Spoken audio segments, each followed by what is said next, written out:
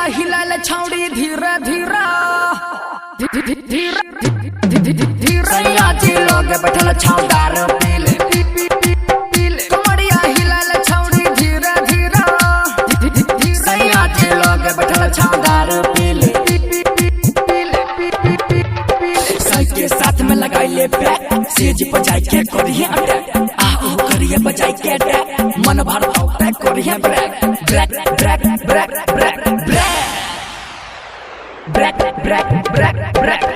कमरिया हिलाले छौड़ी धीरे धीरे धीरे सैया जी लोग बैठल छौदार पीले कमरिया हिलाले छौड़ी धीरे धीरे सैया जी लोग बैठल छौदार पीले संगम रिकॉर्डिंग स्टूडियो चकरबनिया। साई कहता जाए बे गाड़ी बढ़ाने दे नला सुखल छा पानी डाले दे आग लगे छा मूडी बनाने दे दे दे दे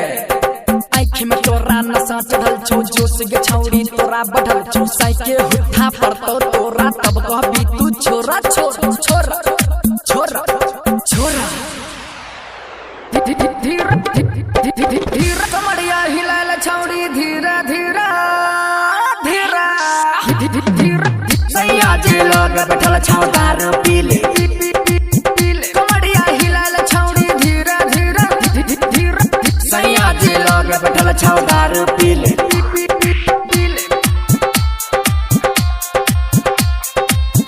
रिकॉर्डिंग बाय दुर्गेश जी। सके जब जे साई कहता सके जब जे जोश चढ़ता कितनो जगता पतो न चलता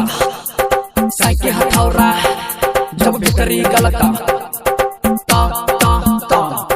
गुदगुद करता साई के हथौरा मजा के लेता पकड़ के तोरा जब जैतोगे थोड़ा थोड़ा तू कह भीगे जल्दी बकोरा ओरा ओरा ओरा मैथिली रैपर सागर चुमार कमरिया हिलाले छौड़ी धीरे धीरे धीरे सैया जी लोग बैठल छौदार पीले कमरिया हिलाले छौड़ी धीरे धीरे सैया जी लोग बैठल छौदार पीले संगम रिकॉर्डिंग स्टूडियो चकरबनिया।